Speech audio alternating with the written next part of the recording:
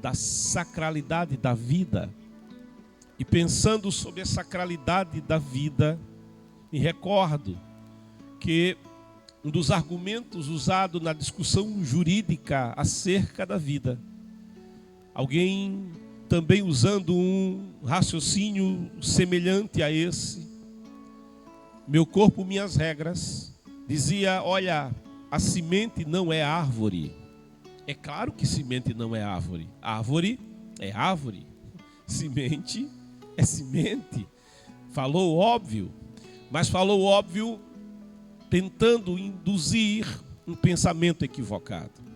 Ao afirmar semente não é árvore, se tentava esconder o verdadeiro debate e a verdadeira discussão. Ao dizer semente não é árvore, se queria dizer semente não é vida. A vida está apenas na árvore, mas a vida não está na semente.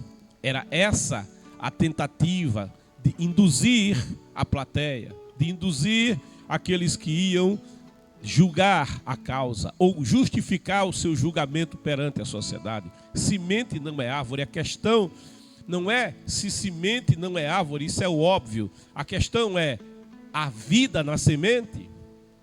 Eu me recordo que alguns anos atrás, em uma das pirâmides egípcias, os arqueólogos ali encontraram sementes do tempo dos faraós. Olha, se é semente dos tempos dos faraós, a gente está falando de 4.000 anos.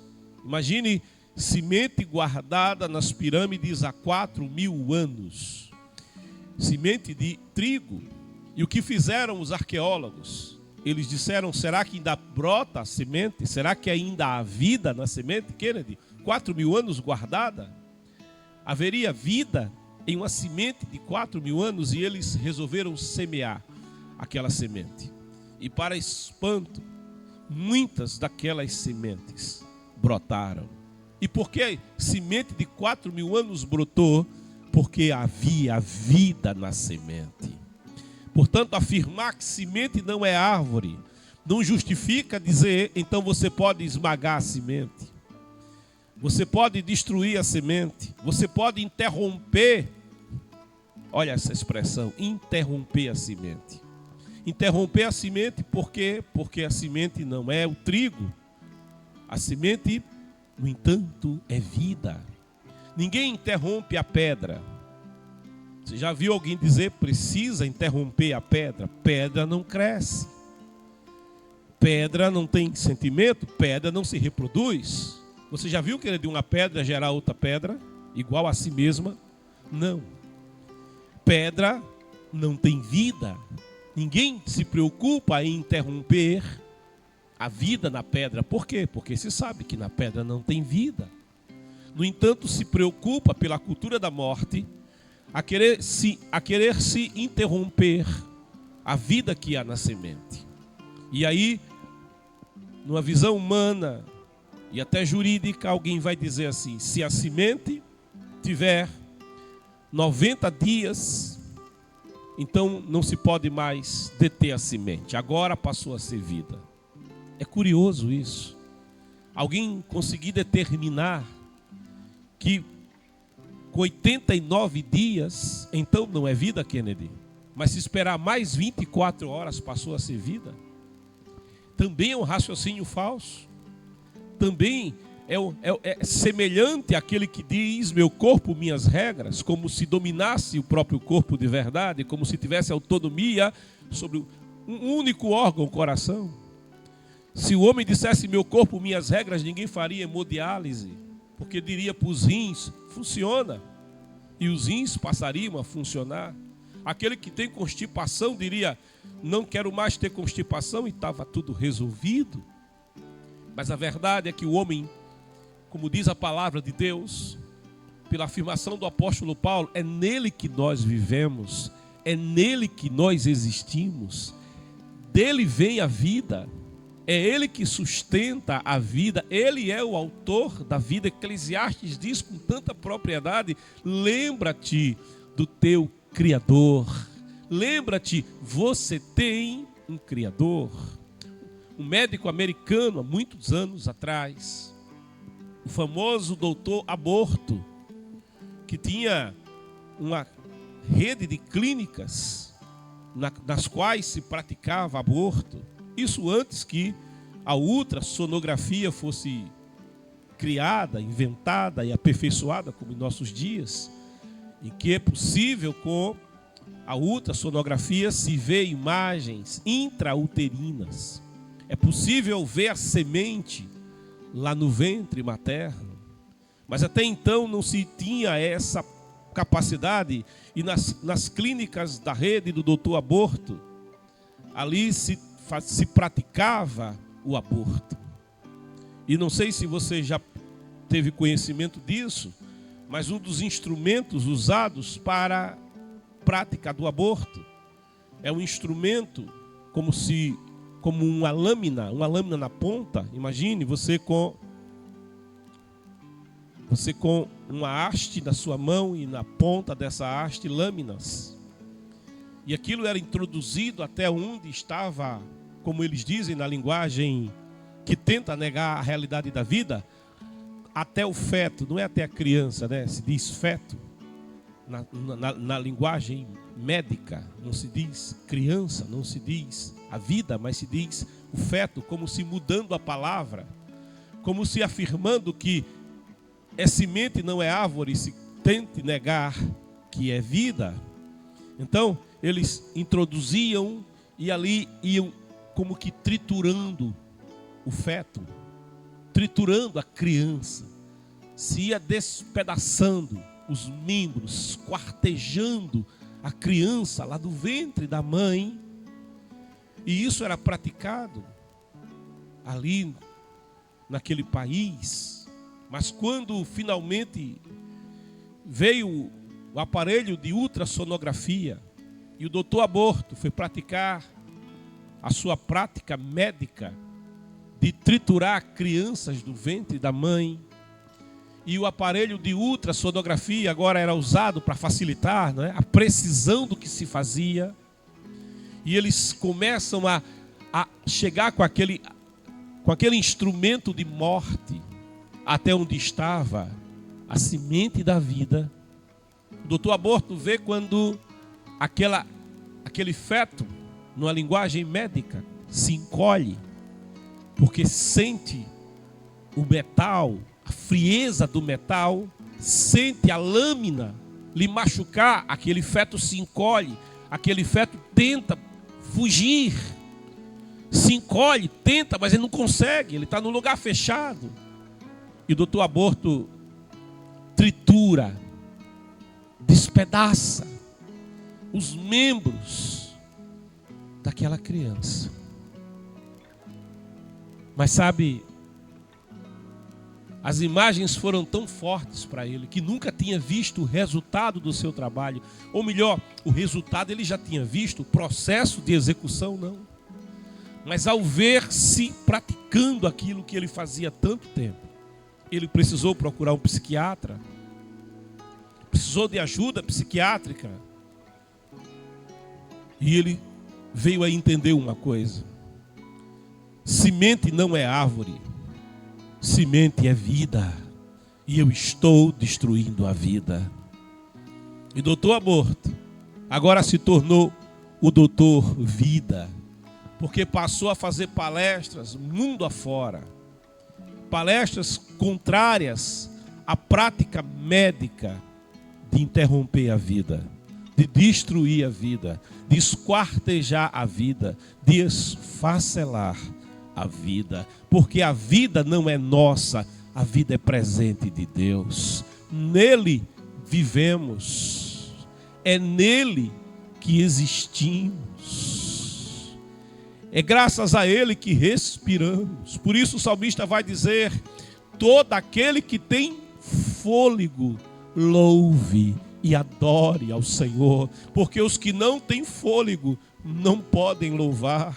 Os que não têm fôlego não podem abrir a boca e dizer glória a Deus. Não podem afirmar bendito seja o nome do Senhor. Não podem declarar louvem Yahvé aleluia, louvem Yahvé. Os que não têm fôlego, os que não têm vida, não podem erguer as mãos, não podem bater palmas, como diz o salmista: batei palmas todos os povos, celebrai a Deus com vozes de júbilo. Não podem adorar, não podem glorificar. O salmista, ele vai dizer: na sepultura eu não poderei louvar, na sepultura eu não poderei adorar, na sepultura. E o salmista começa a argumentar com Deus, porque o homem não foi feito para a morte, o homem foi feito para a vida.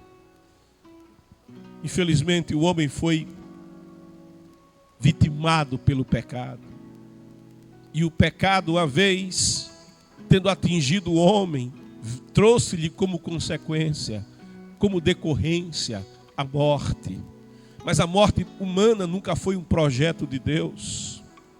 Por isso diz a palavra: preciosa é ao Senhor a morte dos seus servos. Jesus, ali em Betânia, quando Maria de Betânia chora nos seus pés, quebranta o coração diante dele, sentindo a dor da partida provocada pelo evento da morte do seu irmão. Quando o Senhor contempla aquela cena, o menor versículo da Bíblia é escrito no capítulo 11 de João, quando é dito: e Jesus chorou. Ele chorou quando viu Maria contristada, condoída, sofrendo. Jesus chorou. Ele sentiu a dor da perda que Maria sentia, e isso tocou-lhe o coração de tal forma que, sendo ele a vida, ele chorou diante do luto. Ele não chorou diante da morte, porque ele mesmo é a vida. Ele não chorou diante da morte, porque ele foi em Betânia interromper mais uma vez a obra da morte. Mas ele chorou quando viu Maria chorar, porque não há prazer em Deus na morte do homem. Não, antes diz João 3,16, Deus amou o mundo de tal maneira que deu o seu Filho unigênito, para que todo aquele que nele crer. E eu gosto da Bíblia quando é escrito todo aquele, porque se dependesse do ser humano, não jamais seria salvação para todo aquele. Na visão humana seria salvação para os melhores da terra. Na visão humana seria salvação para os mais ricos da terra, salvação para os arianos da terra. Na visão humana, salvação para os mais bem comportados da terra, os mais bem diplomados da terra, salvação para os que mais méritos têm na terra. Mas na visão de Deus, e louva a Deus, porque salvação não depende da ação humana, salvação depende unicamente da vontade e do agir de Deus, da sua graça. Porquanto diz a palavra: pela graça sois salvos, por meio da fé. E isso não vem de vocês, não é de nada que vocês fazem, ou venham a fazer, ou tenham feito. Não vem de vocês, é dom de Deus, é presente de Deus, é favor imerecido de Deus. Por isso, João vai dizer: para que todo aquele, então inclui todo mundo. Então é possível salvação para você, é possível salvação para o vizinho, é possível salvação para o parente, é possível salvação para o amigo. Mas eu sou um grande pecador. Aí Romanos 5,20 diz: aonde abundou o pecado, superabundou a graça de Deus. Quando você entende a crueza do pecado, a seriedade do pecado, como o pecado destrói, como o pecado esmaga, como o pecado deforma. A sociedade é deformada pelo pecado, é destruída pelo pecado. A vida é esquartejada por causa do pecado, por causa da iniquidade, do coração duro do homem, afastado de Deus, insensível insensível, empedrecido, porque vida vem de Deus, e quando se afasta de Deus, o coração humano vai deixando de ser de carne, vai perdendo a sensibilidade, e a luz da palavra de Deus vai se tornando uma pedra. E é por isso que na sua palavra, ele olhando para Israel que tinha se afastado dele, olhando para a nação de Israel que rejeitava os seus mandamentos e a comunhão com ele, olhando para Israel que não queria viver não queria se relacionar com Deus que é santo, e ele já declarava na sua palavra: sede santos, porque o Senhor é santo. E no éfode sacerdotal já estava escrito ali naquela coroa que carregava o sacerdote, naquela mitra, já se afirmava: santidade ao Senhor. Ele é um Deus santo, mas Israel rejeitando isso e se afastando de um Deus santo, indo para o pecado, o coração vai endurecendo, vai empedrecendo, porque a pedra não tem vida, a pedra é insensível, a pedra ela não tem vida em si mesma, aliás, ela perde o que? Ela perde o significado da vida, e ela se torna apenas a morte. Mas ele, olhando para o coração de Israel, um coração que se tornou aos seus olhos um coração de pedra, ele diz: eu vou tirar o coração de pedra, eu vou transplantar o coração de pedra. O pecado transforma o homem numa pedra. O pecado tira a vida. O pecado é contra a vida. O pecado é pró-interrupção da vida, pró-destruição da vida, pró-esquartejamento da vida, pró-eliminação da vida. O pecado tem a cultura da morte. O pecado gera a morte. Diz a palavra: o salário do pecado é a morte. Mas o dom gratuito de Deus é a vida eterna por Jesus Cristo, nosso Senhor. Por isso, a palavra de Deus vai dizer que Deus trata com o pecador. Ele diz: eu vou tirar o coração de pedra, eu vou dar um novo coração.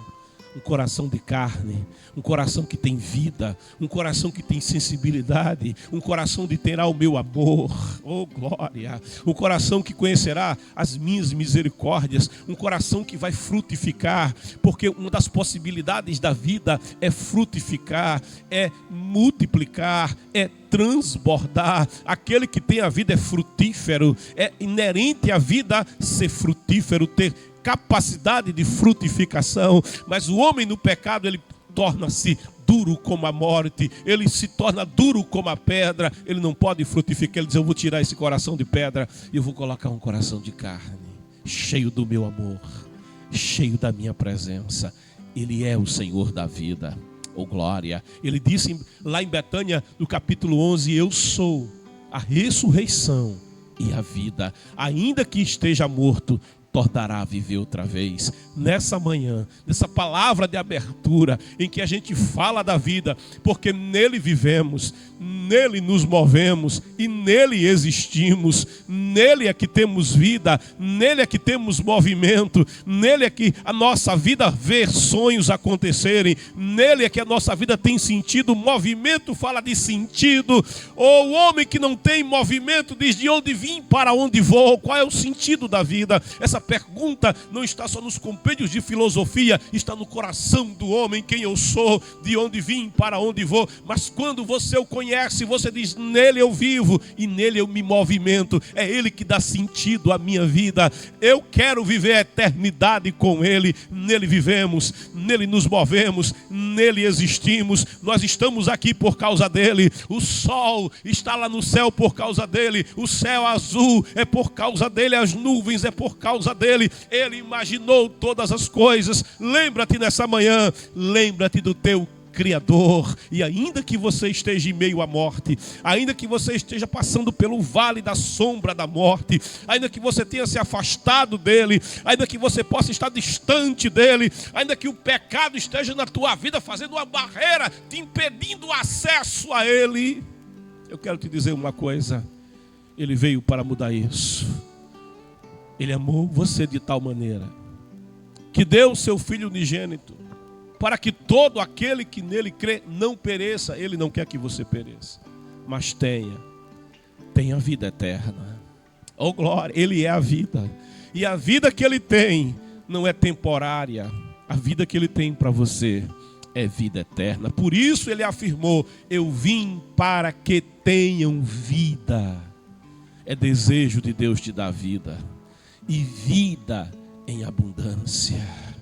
A vida que Ele tem para você é vida abundante. A vida que Ele tem para você é vida de paz. A vida que Ele tem para você é vida que tem a verdadeira alegria. A vida que Ele tem para você é vida de liberdade. A vida que Ele tem para você é uma vida diferente da que você conhece. E eu te convido nessa manhã, experimenta a vida que há nele. Toma uma decisão, vem conhecer, não de ouvir falar, mas vem conhecer, de conviver com Ele, vem ser dele. Você só vai conhecê-lo se você der o passo, você só vai conhecê-lo se você entregar a sua vida. Ele disse: aquele que tiver a própria vida humana por preciosa, vai perder essa vida, porque essa vida é temporária. Mas aquele que não tiver essa vida humana temporária por preciosa e me entregar essa vida, Ele diz, vai salvar a sua vida. Eu te convido nessa manhã. A vida que você tem é presente dele. A vida que você tem foi ele que sonhou e te deu essa vida. Você vive por causa dele. O teu coração bate no peito, bate por causa dele. Você está me ouvindo e me escuta. Você não consegue dizer aos teus tímpanos, para de me fazer ouvir. Porque os teus tímpanos, eles estão funcionando e permanecerão a funcionar. Porque diz a palavra, o ouvido não vai se cansar nunca de ouvir. Então escuta a palavra de Deus, porque eu creio vem pelo ouvir, e ouvir esta palavra. Toma uma decisão nessa manhã, vem conhecer Jesus, vem experimentar Jesus. A mulher, aquela rainha de Sabá, ouviu falar de Salomão, da sabedoria de Salomão, da glória que havia no reino de Salomão, e ela foi ver, ela foi conhecer Salomão. E ela se surpreendeu, porque ela disse, não me disseram metade, não me falaram metade de quem ele era, não me disseram metade da sua sabedoria, da sua glória, do seu saber, do seu Deus. E aquela mulher teve uma experiência incrível quando ela foi ver por si mesma. Eu te convido a conhecer aquele que é maior que Salomão, aquele que é a fonte de toda a sabedoria, não ao rei de Israel, mas ao rei dos reis, ao Senhor dos senhores. Eu te convido nessa manhã a abrir o teu coração, a tua alma, e a receber nessa manhã vida, e vida em abundância. Venha a Cristo nessa manhã, venha a presença do Senhor nessa manhã. A mulher samaritana teve um encontro com ele, e quando teve um encontro com ele, contou aos de Sicar, falou, eu conheci ele, eu tive um encontro com um homem que mudou o meu coração, que mudou a minha vida. Eu encontrei o homem que tirou o vazio da minha existência, eu encontrei o homem que deu sentido à minha existência, deu propósito à minha existência, aquele que me deu vida eterna. Ele mudou o meu coração, ele mudou a minha alma. E quando aquela cidade ouviu o testemunho da mulher, foi conhecê-lo. Então disseram para a mulher, não porque você falou, não porque você contou dele, mas porque nós mesmos viemos e o conhecemos. Sabe salvação? Você precisa conhecê-lo. Sabe vida eterna? Você precisa conhecê-lo. Você tem ouvido muito falar de Jesus. O mundo escuta muito falar de Jesus, mas para conhecer Jesus é preciso vir a ele. Ele quer se revelar para você. Ele quer dar vida a você. E lá eu camacé, arrancar o coração de pedra, lacondasteia, insensível, necomacirretoloteste, cai, te dá um coração novo, parecido com o dele, lecontalaetei, aonde ele vai colocar o seu amor, dá secantelaste, aonde haverá a sua presença, no iquemadaelcia. Ele quer te dar a mente, mas é a mente dele, lo secai, o tiquerraste, lá a ceia até cantale, a sabedoria dele, tocou maté, te fazer conhecer a sua glória, te adotar como filho, ele tem um futuro e uma esperança para você. Venha a ele nessa manhã. Como é que eu faço? Como é que eu faço para ser dele? Escreva aí, eu quero ser dele. Oleca masteia, Se com a tua boca confessares, assim está escrito, que Jesus Cristo é o teu Senhor. Escreva: Jesus Cristo é o meu Senhor. Se com a tua boca confessares Jesus Cristo é o teu Senhor, verdadeiramente sereis salvo. Constitua-o hoje o Senhor da tua vida. E nessa manhã, nesta abertura, o primeiro grande milagre vai acontecer, é a tua salvação.